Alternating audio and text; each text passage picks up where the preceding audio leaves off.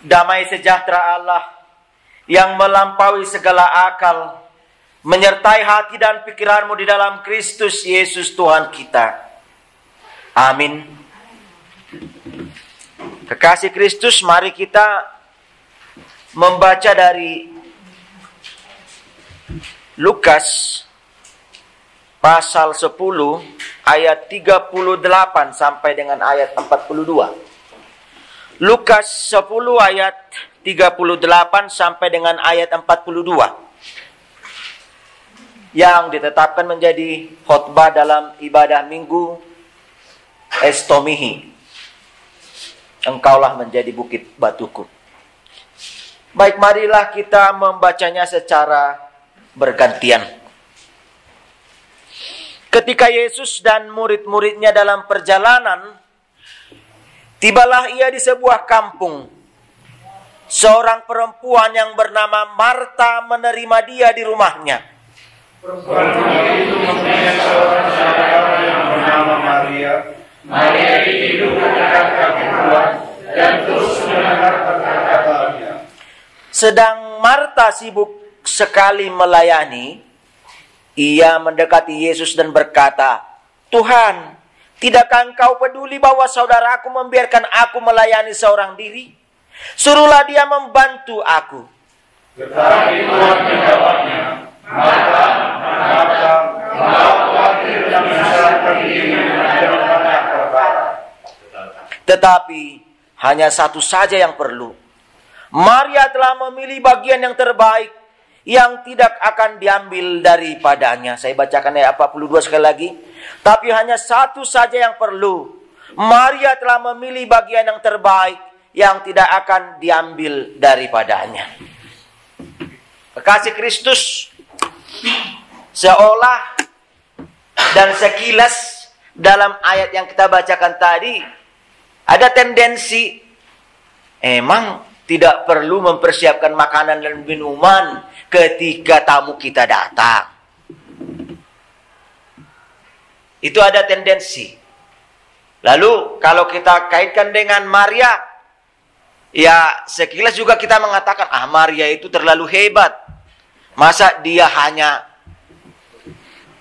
mendengarkan atau ikut saja dengan tamu yang datang ini, sementara saudaranya Marta tidak diperdulikan.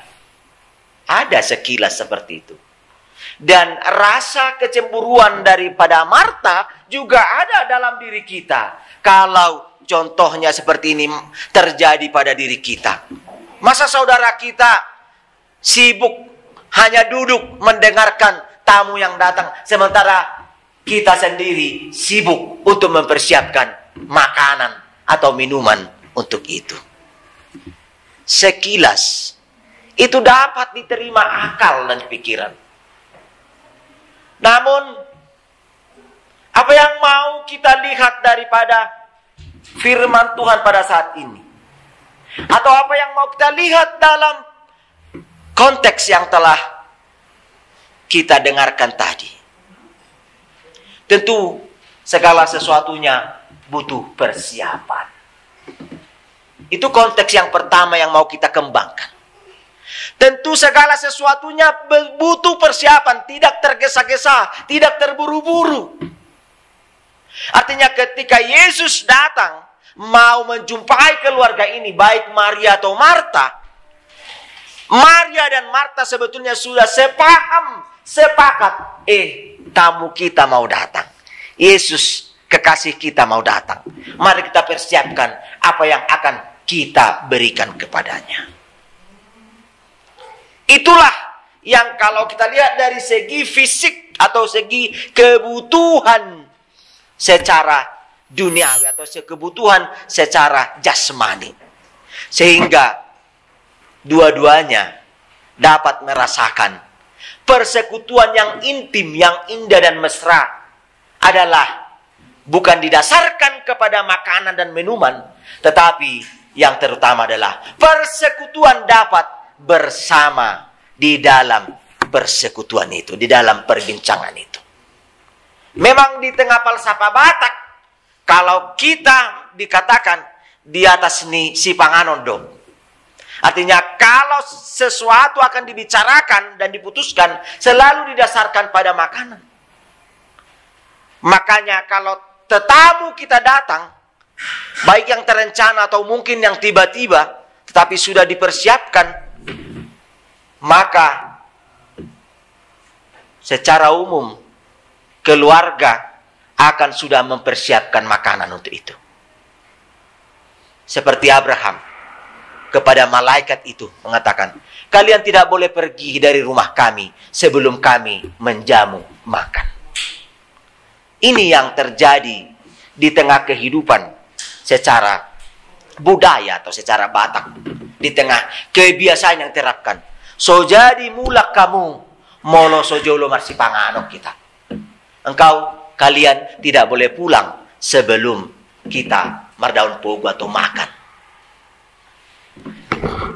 Kekasih Kristus,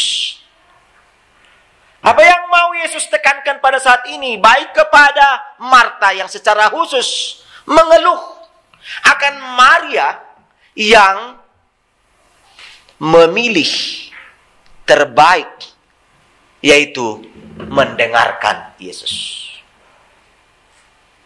Kasih Kristus,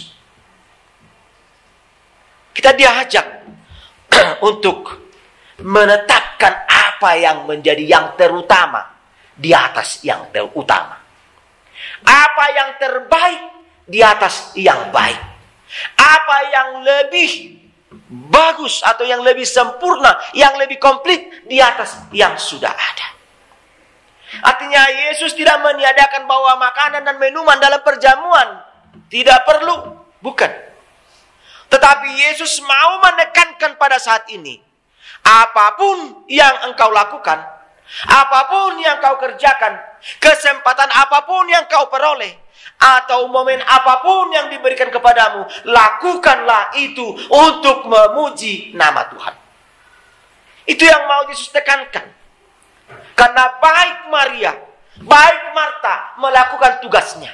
Tetapi apa yang terjadi pada Marta? Marta menggerutu. Marta menganggap bahwa tugas itu bukan bagian daripada kerajaan Allah. Marta menganggap bahwa pekerjaannya itu hanya pekerjaan orang yang katakanlah lapisan kedua atau lapisan ketiga. Tetapi mendengarkan Yesus adalah yang terutama.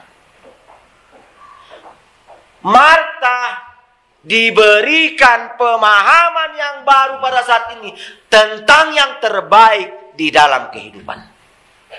Artinya Yesus mau menegaskan, jika engkau melakukan persiapan makanan dan minuman, itu juga adalah bagian daripada penyelenggaraan kerajaan Allah. Karena engkau dipakai pada saat ini sebagai parhobas. Ingat, tanpa parhobas dalam kebudayaan atau dalam tradisi Batak tidak terjadi pesta. Karena dengan parhobas, maka semuanya berjalan dengan baik. Sehingga pada akhir pesta ada jambar parhobas. Kalau ingat, setelah selesai pesta, maka satu lomok-lomok babi yang kecil itu akan dipotong hanya untuk parhobas. Itu dasarnya. Sebagai ucapan terima kasih karena mereka telah menyelenggarakan pesta ini dengan baik. Parhobas. Sehingga dalam konteks gereja pun tidak dikatakan yang tinggi-tinggi. Semuanya adalah parhobas. Baik dari mulai pendeta, guru huria, bibelpro, diakones, sintua, atau parhobas yang lain sekarang dalam kategorial, yaitu pengurus-pengurus. Semuanya dalam konteks parhobas. Yang tidak mempunyai kuasa, karena kuasa adalah di tengah gereja adalah milik Tuhan. Otoritas diberikan Allah kepada parhobas itu sesuai dengan fungsinya, sesuai dengan tugasnya. Kekasih Kristus, ini yang mau kita lihat, untuk kita benahi, untuk kita perbaiki. Apakah kita pada saat ini adalah Marta? Apakah sifat dan karakter Marta ada pada diri kita saat ini? Yesus melalui firman ini hendak menyentuh kita, hendak memperbarui kita, hendak mengolah kita pada saat ini. Pilihlah yang terbaik. Apa yang terbaik? Kekasih Kristus, saya mau berdongeng ria, yaitu ketika satu keluarga, itu pada cerita 1001 malam, satu keluarga suami istri yang miskin, yang tidak punya apa-apa, hanya sebuah gubuk tua yang reot. Di suatu saat mereka menemukan lampu Aladin. Lalu ketika mereka menemukan itu, tiba-tiba jin keluar. Jin kemudian mengatakan, Tuanku, apa yang kamu minta daripadaku? Karena Tuanku telah membebaskan aku. 3 pemberian akan saya berikan kepadamu. Lalu karena keluarga ini, suami istri ini sudah kelaparan, permintaan yang pertama adalah, berikan kami makanan yang enak-enak. Lalu dipersiapkan pada saat itu juga makanan yang enak-enak. Setelah mereka makan dan minum sepuas-puasnya, jin berkata kemudian, Tuanku, apa permintaan yang kedua? Lalu permintaan yang kedua, apa? Berikan aku kesempatan untuk memegang apa yang kupegang, semuanya jadi emas. Maka dia pun pada saat itu, seketika itu menjadi kaya raya. Karena setiap apa yang dipegangnya, emas, emas, emas. Namun apa yang ketiga? Jin kemudian berkata, tetapi sebelum itu, karena sukacitanya karena seluruh yang telah dipegang dari emas, maka dia tiba-tiba datang kepada istrinya memeluknya. Istriku, kita sudah menjadi kaya. Tiba-tiba apa yang terjadi? Istrinya juga berubah menjadi emas.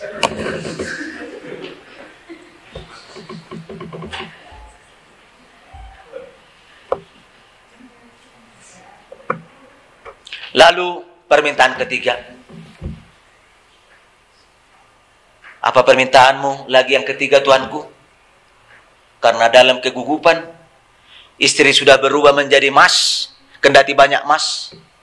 Lalu dia mengatakan, gantikan semua ini menjadi yang biasa, katanya. Tak. Seketika itu juga bergantilah. Yang emas semua sudah di sekeliling, termasuk istrinya yang sudah jadi emas, berubah menjadi manusia biasa. Dan barang-barang yang dipegang yang sudah sempat jadi emas, berubah menjadi biasa. Lalu jin pun menghilang. Itu kata dongeng. Tetapi apa yang mau kita ambil dari sana? Sering sekali kita mengambil keputusan. Sering sekali kita mengambil keputusan hanya dengan emosional. Kita tidak bertanya dulu kepada Tuhan. Apa kehendak-Mu Tuhan dalam hidupku? Sering sekali oleh karena tekanan, persoalan, penderitaan, masalah, sering sekali mengambil keputusan yang emosional. Sering sekali kita telah mendukakan Tuhan, meninggalkan Tuhan, dan bahkan mengecewakan Tuhan. Apakah kita sebagai Barnabas, kita juga bisa mengalami seperti ini? Sering sekali kita mengecewakan Tuhan. Mungkin kita sudah dalam menjadi bagian pelayan Tuhan, tetapi ketika persoalan menerpa kita, lalu boleh saja kita mengatakan, okelah, aku tinggalkan. Mengundurkan diri mau. Sering sekali persoalan itu kita dasarkan kepada emosional kita. Kita tidak lebih dahulu bertanya kepada apa kehendak Tuhan ketika persoalan itu tiba.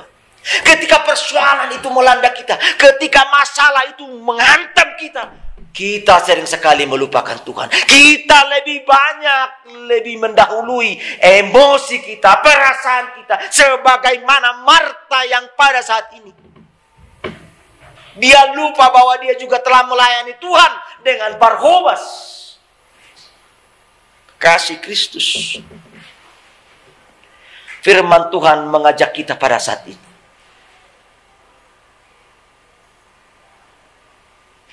menjadi pelaku firman. Bukan hanya mendengar firman. Kendati Marta atau Maria yang pada saat ini kita lihat, kita diajari pada saat ini untuk belajar mendengar. Karena dengan belajar mendengar, kita mendapatkan pelajaran yang berharga tentang pertumbuhan kerajaan sorga di tengah kehidupan kita. Mendengar adalah awal dari pembentukan iman kita. Bagaimana kita dapat bertumbuh berkembang dalam firman Tuhan jika mendengar saja kita tidak memberikan waktu dan tempat. Ada kalanya orang telah datang ke gereja tetapi dia tidak memberikan hati sepenuhnya untuk mendengarkan firman Tuhan.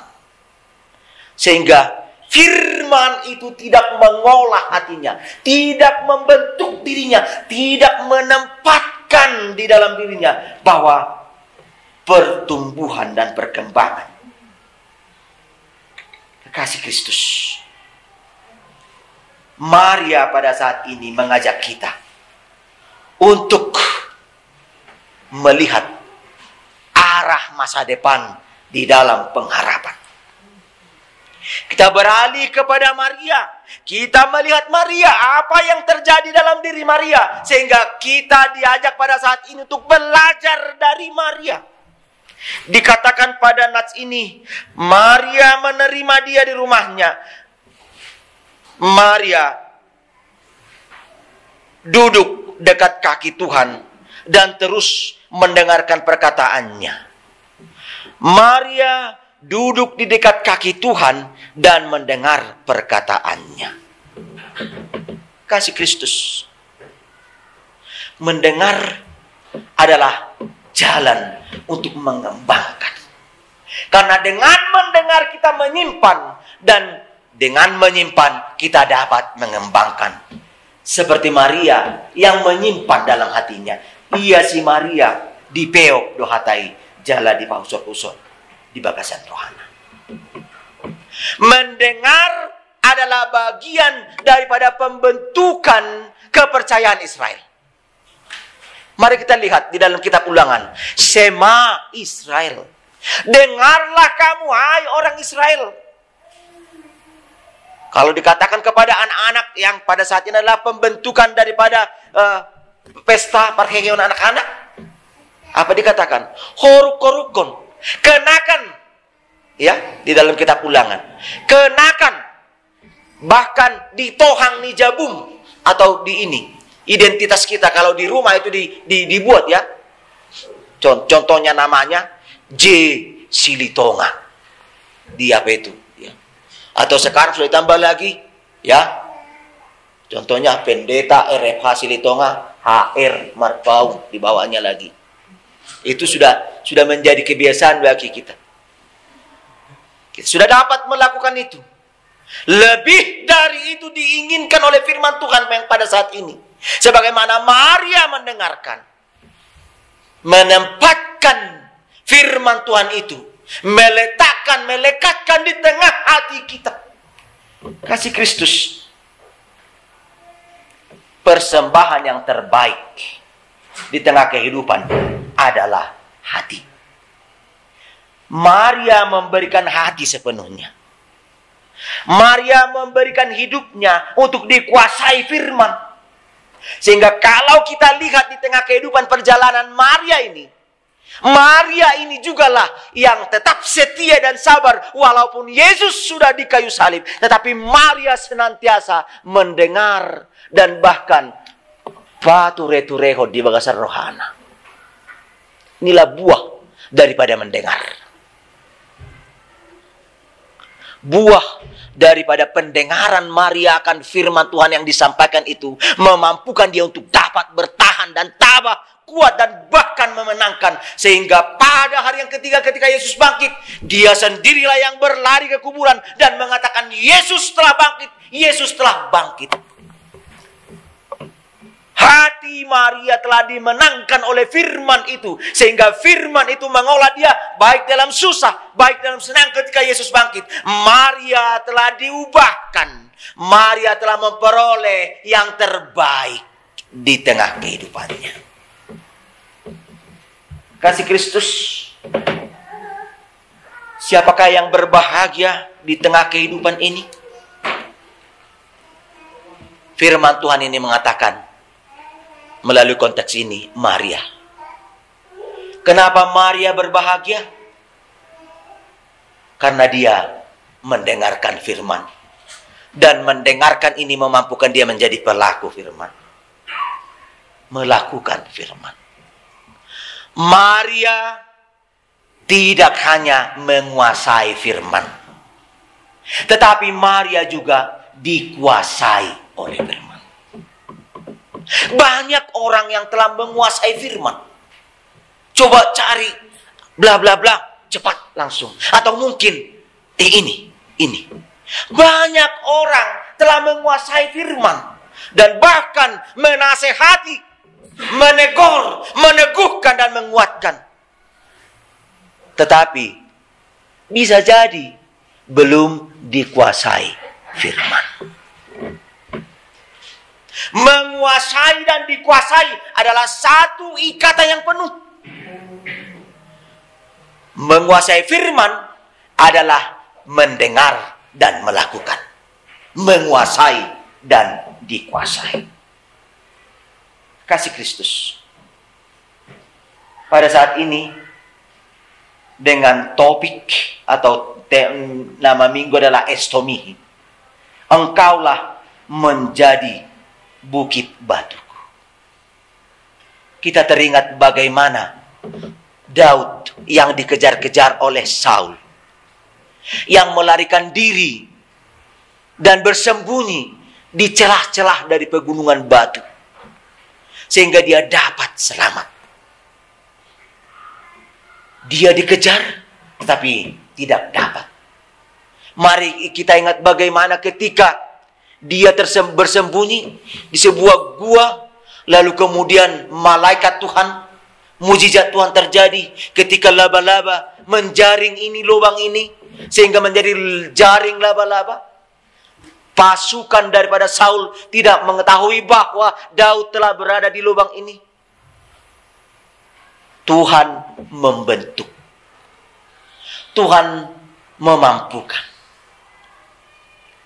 Dengan berdasarkan konteks itulah Daud mendapatkan sebagaimana gunung batu, tembok-tembok yang menjadi tempat pertahanannya. Dia mengandaikan Allah lah yang menjadi benteng pertahanan, kubu keselamatan, bukit batunya, pertolongannya, keselamatannya yang menuntun dan yang membimbing dia sehingga dia selamat. Kekasih Kristus, dikala kita sekarang merayakan pesta kebangkitan anak-anak sekolah minggu, mari kita ingat ketika bapak dan ibu yang membawa anak-anak ke pembaptisan, satu kata diingatkan dalam agenda itu, biarkanlah anak-anak itu datang kepadaku, karena merekalah yang empunya kerajaan surga. Anak-anak kita menjadi gereja masa depan. Next generation. Pertumbuhan dan perkembangan gereja secara jumlah, secara khusus ditentukan bagaimana kita membentuk anak-anak kita menjadi dewasa di dalam iman. Sehingga di dalam baptisan kepada bapak dan ibu yang membawa anak, ada janji yang diberikan. Bersediakah engkau membawa anak ini ke dalam kerajaan Tuhan? Kasih Kristus. Masa depan gereja ditentukan oleh bagaimana kita dapat membentuk anak itu. Dan bahkan juga di tengah keluarga. Anak menjadi bagian daripada tindak lanjut keturunan. Pernah dikatakan, saya bawa di sini. Ada saya fotokopi di sana, mungkin bagi mereka yang mau mengambil nanti boleh. Children learn what they live. If a child lives with criticism, he learns to condemn. Menyalahkan. If a child lives with hostility, he learns to fight. Wala marbadai makarizuna. If a child lives with ridicule, diperolok-olok, he learns to be shy, menjadi pemalu. If a child lives with shame, he learns to feel guilty. If a child lives with tolerance, he learns to be patient. If a child lives with encouragement, he learns confidence. If a child lives with praise, he learns to appreciate. If a child lives with fairness, he learns justice. If a child lives with security, he learns to have faith. If a child lives with approval, he learns to like himself. If a child lives with acceptance and friendship, he learns to find love in the world. Sehingga sangat jelas ketika anak-anak tadi membaca 1 Korintus 13 ayat 1 sampai dengan 13.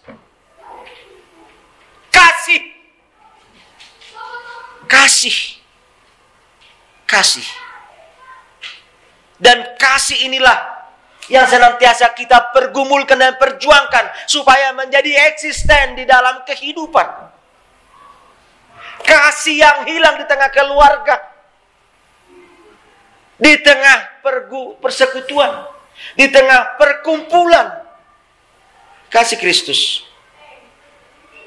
Apakah kasih ini sekarang masih hidup dan tumbuh dan berkembang? Saya coba menyanyikan tadi, without love, I have nothing at all. Tanpa kasih, aku tidak ada apa-apanya.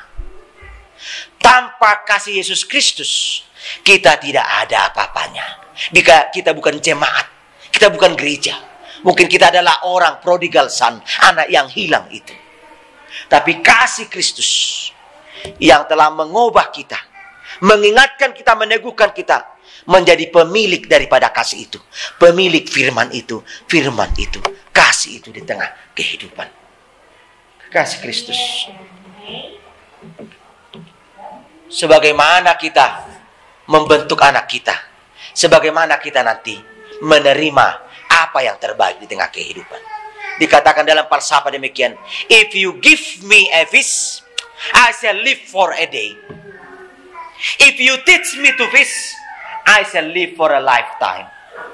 Jika memberikan seekor ikan kepadaku, atau kepada anakmu, atau kepada keluargamu, maka ikan itu hanya mampu bertahan 1 hari. Tetapi jika kita mengajarkan bagaimana untuk menangkap ikan, atau bagaimana firman itu mengolah di tengah kehidupan, maka kita akan menemukan kehidupan yang sejahtera. Kasih Kristus. Nyanyian daripada Hupilit Yesus Dongaki kiranya memampukan kita bukan hanya menjadi pendengar saja, tetapi menjadi pelaku firman-Nya, menjadikan kita hidup yang berbahagia. Sebagaimana Maria yang telah menerima pembaharuan, berbahagia mendengarkan firman Tuhan. Dan Marta yang telah diperbaharui Tuhan, menerima pembaharuan daripada Tuhan. Dikatakan pada ayat yang terakhir itu, Tetapi hanya satu saja yang perlu. Maria telah memilih bagian yang terbaik yang tidak akan diambil daripadanya. Pilihlah firman Tuhan yang menjadi bagian yang terbaik. Jumolo mangalului harajam di debata. Mencari dahulu kerajaan Allah dan kebenarannya sebagai yang terbaik di tengah kehidupan kita. Karena itu akan tetap. Langit dan bumi akan lenyap. Tetapi firman Tuhan yang telah engkau olah, telah engkau miliki, yang telah engkau peroleh dan engkau tempatkan di tengah kehidupanmu, firman itu akan tetap. Amin.